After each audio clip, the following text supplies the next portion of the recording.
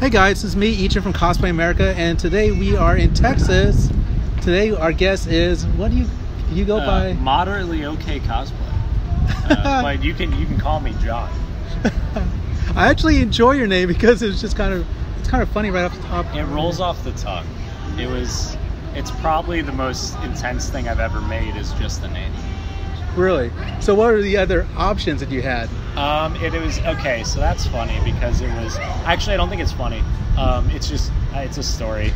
It was gonna start out as okay cosplays, but it didn't seem long enough. And this is the time everyone's making a page because no one wants stuff that's on their friends don't want to see their cosplay stuff, so people would make pages, and that was like why you made a page then. Yeah. There wasn't all this promotion stuff and everything. And it was gonna be called OK Cosplays, and that didn't sound long enough to me, so I looked up what was it? I looked up synonyms for a word, and it came up with moderately, and it was just moderately okay cosplay, and I like the flow of it, so it was that. So it was moderately okay. That was it. Yeah. So how long have you been doing this? Since 2012 was my first con. It was Anime Festival Orlando. AFO. And AFO. And that was the only con I went to, and I went for one day. And I thought it was cool, and I didn't go to a con again until June the next year. So that's kind of funny. My first con was A-Con. I only went for not even one day. I went for a few hours. Spent all my money in the dealer hall, and then didn't go back for actually a few years. I think I went to AFO. I put my cosplay, and I showed up for 2 hours, and then I left. Oh, you actually cosplayed your first con? Yeah, that was why. So I went to cons because it was June, and I wanted to be a character, and one of my friends was like, hey, go to a con, and I was like, what's a con? And they talk about cosplay and being a character, and so that's how I got into it. Was I cosplayed for my first con. How was that experience like? Well, everyone was taking pictures. People stop you. They say your costume's super cool, and I thought that was awesome. It's a very, it's just a very positive feeling. People recognizing you as the character and being really excited to see you. It was just a really cool feeling, and I was like, I want that more. Which character? Wait, which character were you? It was Draven from League of Legends. Oh, okay. Draven from League of Legends. If you search that on Google, if you search Draven League cosplay, you can still find my old cosplay. I look like Ben Stiller in Dodgeball. Not Draven. So you're from Florida. What are the big Florida conventions out there? You got your MegaCon, which is probably the most well-known Florida con. MegaCon. Everyone knows MegaCon. SuperCon in Fort Lauderdale. I love SuperCon. You got MetroCon. You got AFO, like I said earlier, Anime Festival Orlando. They're still doing it. And then my favorite convention ever, Holiday Matsuri. You're like the 20th person to tell me Holiday Matsuri. It's the best con. Everybody's been trying to get me to go there. I'm like, people, if you like Christmas and you like happiness, you will like that con. I know. I have to go one of these days. I really have to go. It's great. I love that con. I love it so much. So if somebody's coming to your state for the first time just to go to con, which one do you recommend? I tell them Hallmet every time. Really? I say, you're probably off. It's around Christmas. Come take a little vacation. Come a day early. Go to Universal. Go to Disney. Go to wherever you want. And come to Hallmet because it's the best. There used to be another convention in Texas called YuleCon. I never went to it, but it's around Christmas too. And I think it had a similar theme because every time I look up Instagram pictures, there'll always be there'll be Christmas versions, basically. That's the greatest thing is you get Christmas versions of everything. You see tons of Christmas versions. Someone did Cloud Stripe from Final Fantasy, but they wrapped the Buster Sword up in wrapping paper. Looking thing. Yeah, so it looked like a big present. It was great. So tell me how you got from your first start to where you are today. I wish I knew. I'm attributed all to Final Fantasy 15. So I'm going to say that was the big winner there. So what happened then? Oh, no, it just... which con was it that you went to It wasn't really a con. There was no. Or was it just Instagram? So 2 years ago from right now about this time, I cosplayed Noctis for the first time. The game hadn't come out yet, and it was like right after the game came out, and I had like a bit of a following at the time, right? But everything just blew up after Final Fantasy, because I was cosplaying the boys from it, and the game was very popular. So I think I remember. I didn't see you, but I saw your picture at. I think it was Katsucon, or was it the Ignis one? Yeah. Yeah, that was. Was it Katsucon or MaxFest? Oh, Katsucon. Yeah. You know, it's kind of hard to tell sometimes because they both are in the same. Both in the same place. Yeah. That's when I started paying attention. Like, wait, who's this guy? You know, so we actually never met in person before. That's true. That's true. And I've been following you for, I want to say like 4 years now. Wow. Stalker. Yeah, you know. Yeah. What can I say? I gotta say thank you for following me. I'm really surprised at people who follow what I do because I love it. You get to see. You're one of the most. You post everything. You post everything from everywhere, and it's just a good eye into the convention scene as a whole. You know. Oh, thank you. I started doing these stories interviews because I like that. I like that too. Honestly, the reason I got started that because I got bored of just posting pictures. I'm like, anybody can post pictures, and there's so many Instagrams and Tumblrs. You want to know the story behind the picture too, right? Well, story behind the person. Actually, I started asking that question. I was like, well, I wonder how they got started doing that, and then I was like, why don't I just email them and ask them? Yeah, it was great. Yeah, when you emailed me, I was super flattered. I was like, oh, I love this guy. Thanks, dude. Thanks.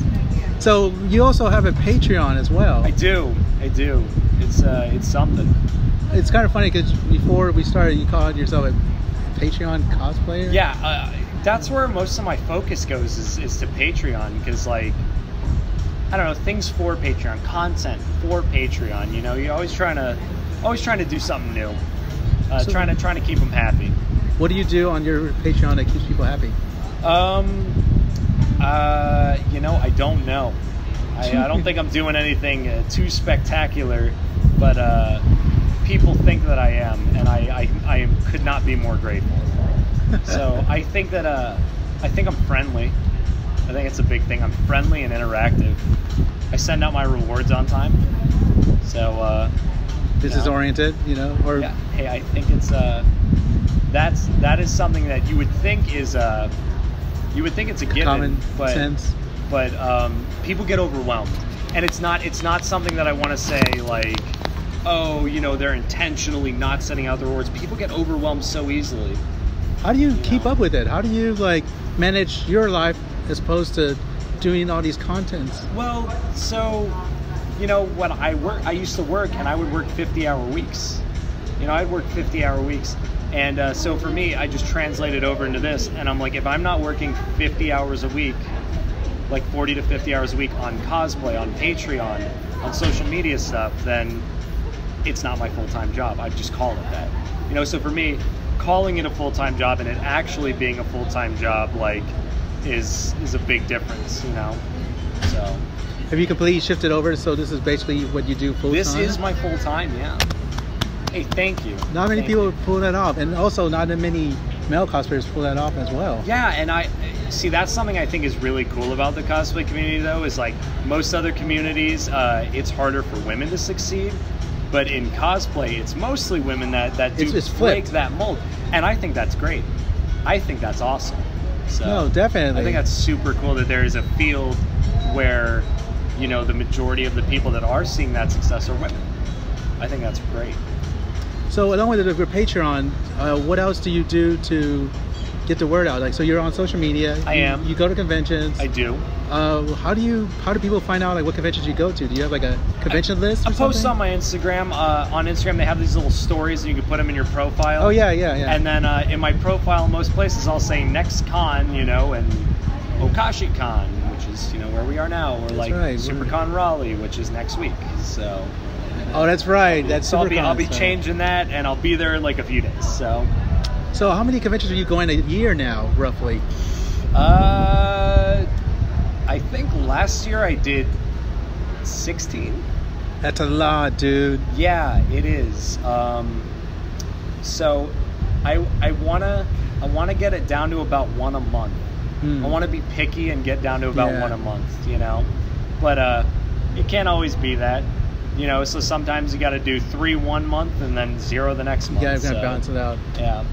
When I started Cosplay America, I was hitting 20 to 24 cons, and I could only do it for 2 years straight. Yeah. And I started backing off because it's like, that's way too many cons.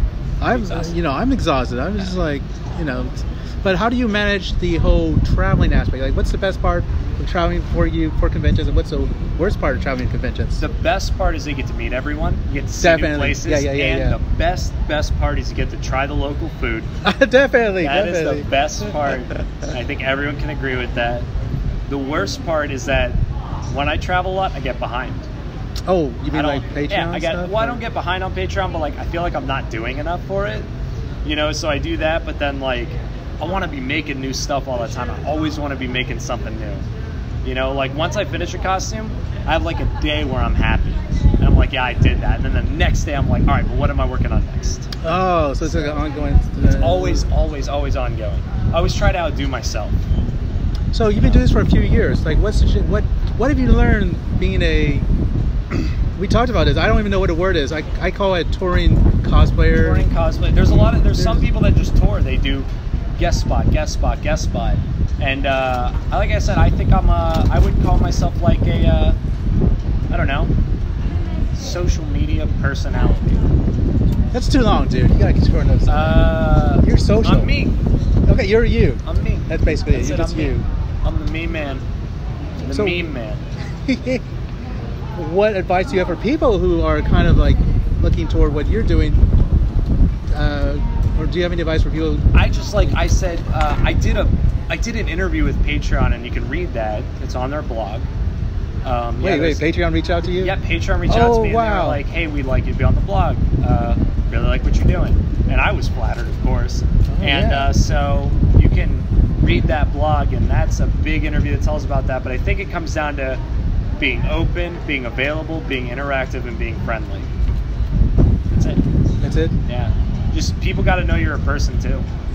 I think it's the biggest thing is like, I'm not just this cosplayer, like internet only guy. I'm not inaccessible. Like, I'm a person. I love talking with people. I love meeting people. Like, I feel like I'm pretty interactive online. So you are. What are the misconceptions that you think people have about like touring cosplayers or? Because okay. I think people think that it's like this really cool, glamorous lifestyle, and for some, I'm sure it is. But for a lot of people, it's not. Like, it's just like there's a lot. Like when you're at a con, you're working. You are working. Like you're there, you're working. You're doing panels. You're judging things. You're being in a booth. Like you are there to work. You're there to work, and you're there to be available to the con. Do you have a booth at this con? I think. I don't know. I've been more mingling with people this one. I've been out. I've been checking out the con, hanging out with people. So yeah, this convention is more of a mingle con. It is. And they told me that. They were like, well, we can get you a booth if you want one, but hey, we just want you to enjoy it. And I was like, well, yes, thank you. Yeah, this is a great convention. This is my first time here, and to me, it's like a hangout con. The cosplay level is actually a little bit better than what I expect. Oh yeah, the cosplays are great. The cosplays are great. You know, so do you have any advice for people about cosplaying in general? Just a general advice. I think like if you do what you love and people can tell that you love it and you're passionate about it, they'll love it too. And not every cosplay is going to be this big hit. You know, that was my misconception, is that every single thing I did had to be a hit. It didn't have to be a hit? No, but as long as you're doing what you love, like, that's it. Like, cosplay for you. You know, or else it's going to suck all the joy out of it if you don't. So I know sometimes that people, when they get started in cosplaying, that, I don't know about you, but what I started was I went to my first con and I was like, okay, this is good. And I went to my second one and it became more like an addiction. Maybe not addiction, but I started going to a lot of conventions. I wanted to go. The post-con depression is real. Post-con, because your friends are all there, like there's all these cool costumes, you're having a great time, you're staying up till 3 a.m. like out with your friends, and then you get home and you're like, home's boring, work's boring, I miss cons. Yeah, but lucky for you, you get to be another con. And I do, yeah, I'm very lucky. I did a con last weekend, I'm here this weekend, I'm doing another one next weekend, so yeah, I miss home though. I get homesick really easily, so hey, maybe I'm in the wrong line of work. I think you should go with it and just enjoy it while you can. I absolutely am. Yeah. I think one of the mistakes I did when I started doing the whole thing was I got more concerned about me personally. I was more concerned about selling books and being out there more, and I didn't enjoy it as much as I think I should. I'm not concerned about selling anything. Like I said, I haven't even set up a booth here. Like, as I told him, I'm just like concerned about being available to your con. I think that's, I'm not concerned about turning a profit being anywhere. It's just the experience and meeting people. I think, and people come up to you and they're like, "I followed you for so long." You can't. That's worth more than any amount of money to me. Is the fact that like I could inspire someone when there were so many people that inspired me, and I never got to tell them that. So when someone gets to tell me that, I'm just humbled, and it just makes me so happy. Like every time. So who inspired you? Oh man, I'm sure there's a huge Guy list. Fieri. No, but what is it? The cosplayers that inspired me. My biggest inspirations were Miss Yeru. And Shinra Junkie. Oh yeah, Billy, yeah. And they're just, when I was starting, like they were League of Legends cosplayers, and they were far and away my biggest inspirations. And then my best friend now, Danielle Ballou. So yeah, she is a World of Warcraft cosplayer, League of Legends. Like she has a lot of great armor stuff, and she was like one of my biggest inspirations when I started. Now she's my best friend. So it's crazy. It's kind of funny how things change. I'm very lucky. So awesome. So we're gonna wrap up the interview. Is there anything else you wanted to let people know? That I appreciate everyone who listened to this all the way through. I love you. I love you all, even if you don't know who I am. I love you. And if you like Final Fantasy cosplays and stuff like that, you can follow me at Moderately Okay Cosplay on everything. Awesome. Okay, that's it. This is Ejin Twang signing out. We're at what's this? Okashicon. You know what? I wasn't sure how to pronounce it. How do you pronounce it? I have no idea how to pronounce it. I was looking at it, I was like, Okashi. I don't know. Okashicon. Okashicon here That's in what they've been calling it, so that's what I'll call it. Okashicon in Pflugersville, Texas. Okay, thanks guys. Bye.